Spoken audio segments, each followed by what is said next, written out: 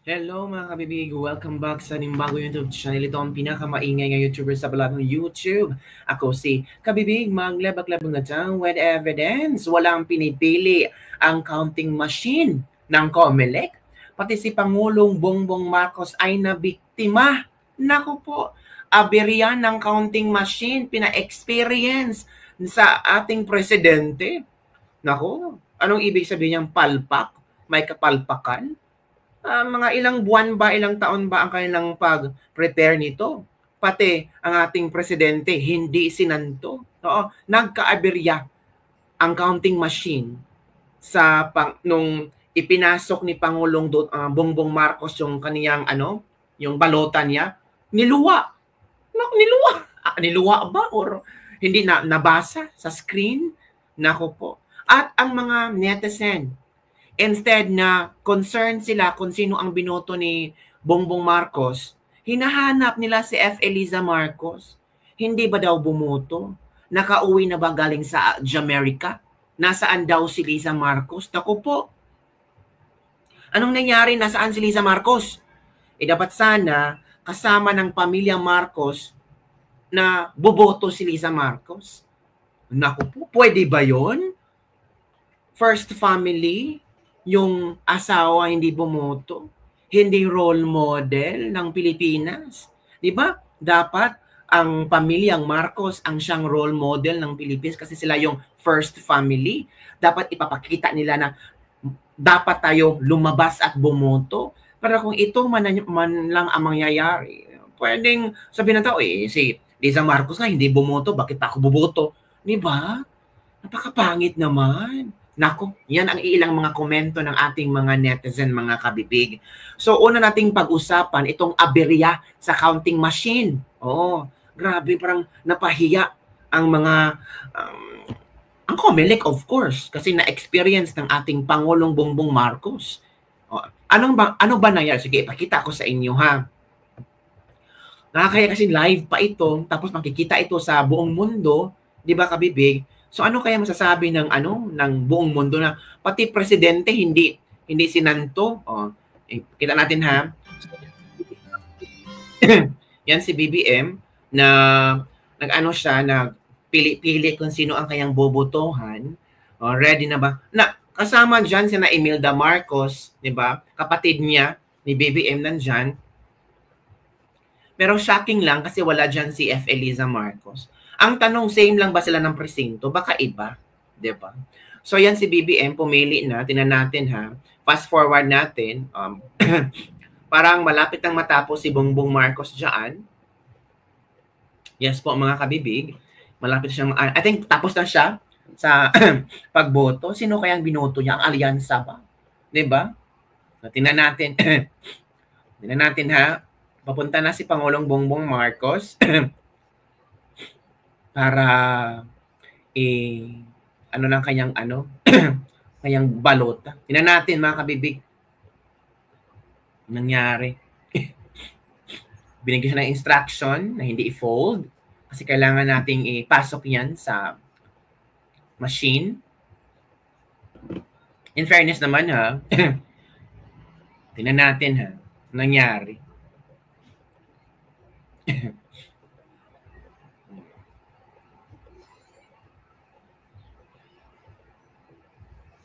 Uy, parang there's something wrong. Ito pala ay.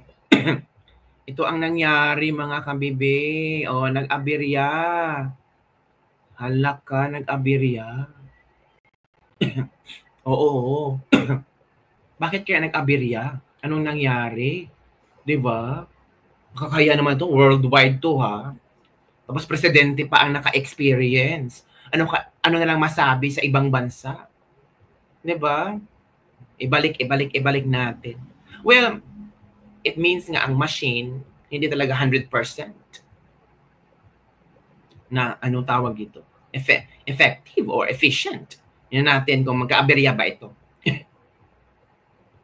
Ay, okay na. Okay na. Kinakabahan si ate. Kinabahan si ate. Baka mag-aberya ulit.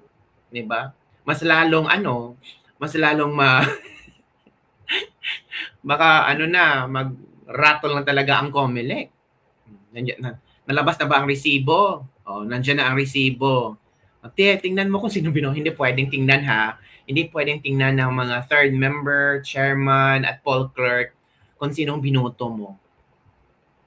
Tapos ipasok mo dyan sa maliit na box yung resibo, ipasok mo dyan. Oh, yan, pinasok ni Pangulong Bongbong Marcos din. Tapos lagyan ng ink yung kamay para nagsimbolo na tapos ka nang bumoto. Which is maganda naman.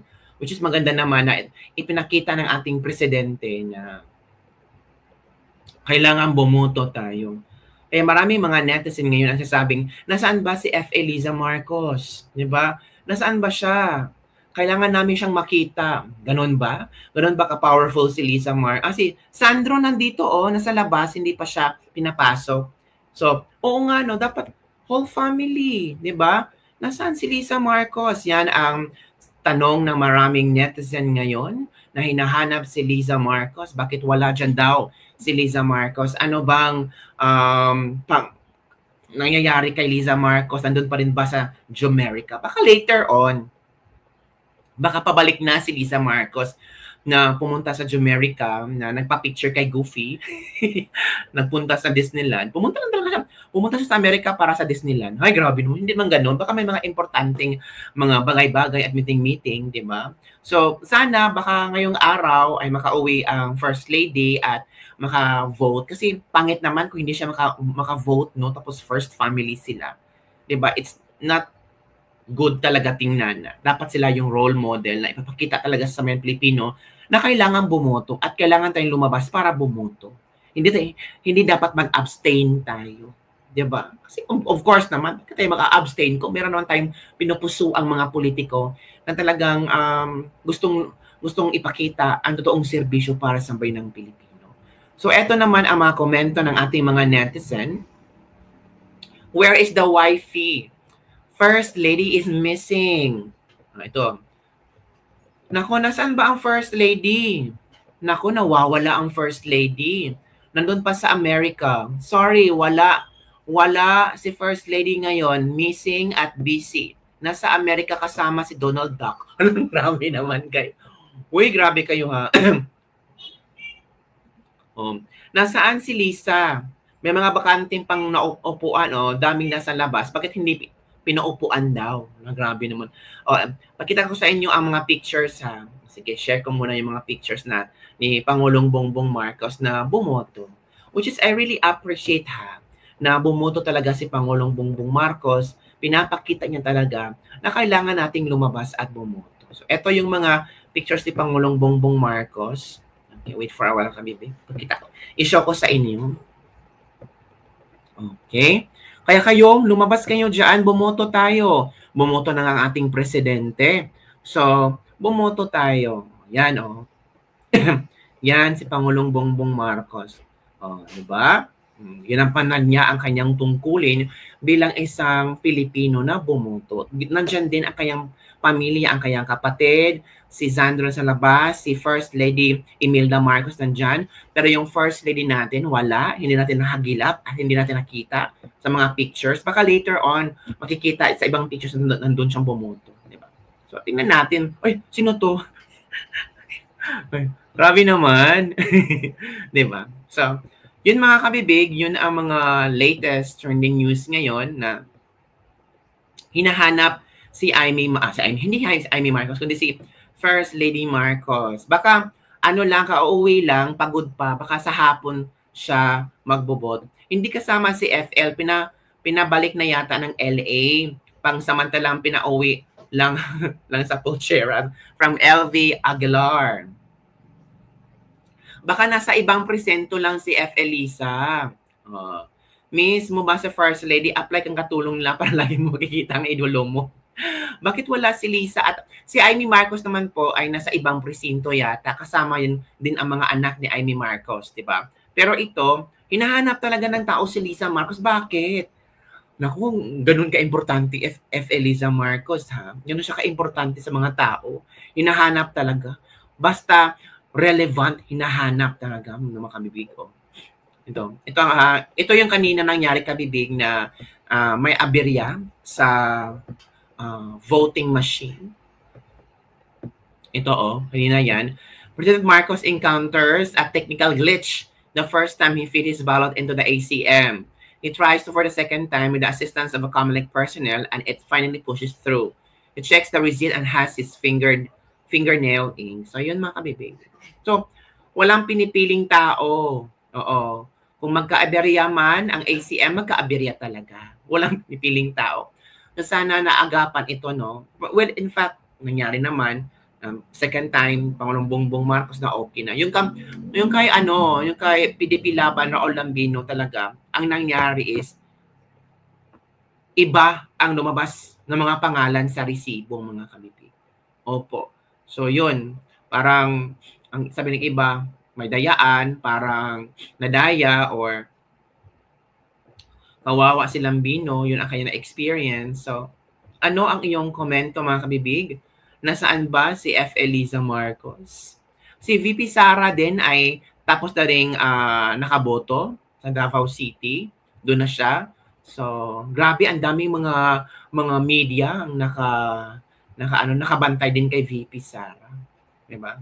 So, eto kabibig, share ko sa inyo ang kuha ng photos ni VP Sara na nakaboto na rin. Yan kabibig. Yan si VP Sara. O tingnan mo, ang daming camera. At kinausap ni VP Sara yung mga senior citizens. Tapos ito yung sina BBM. Walang mga camera masyado, no? Compare kay VP Sara, ang daming nakabantay. Diba? Ganun talaga. Oo. Si Amy Marcos ba ay nakaboto na ba? Check natin ha. Si Senator Amy Marcos, nakaboto na ba si Senator Amy Marcos? Check natin kung nakaboto. Kasi yung iba nasasabi na, oy, baka, si Amy Marcos din hindi boboto. Check natin mga kabibig ha. I'm sure naman Amy Marcos boboto yun. Oo. Of course.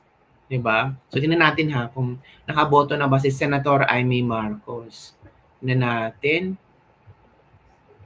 Ay, nakaboto na. Oh, yes po mga kabibig. Nandun na si Senator Amy Marcos kasama ang kanyang pamilya. Ay, nandito na pala si F. Eliza. Oo. Nandiyan na si F. Pakita ko sa inyo mga kabibigan, nandito na pala si F. Eliza. Nandito na si Liza Marcos mga kabibig kasama ang pamilya mga kabibig. So, kita natin ha. Oh, yan. Nandiyan na ang First Lady. First Lady yan o. Nakapula silang lahat.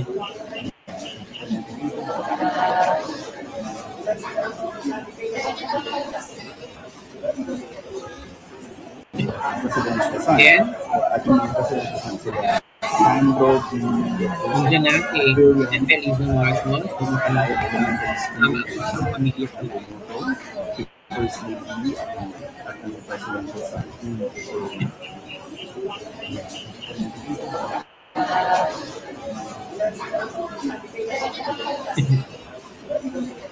Yan mga kabibig ha, kita na natin.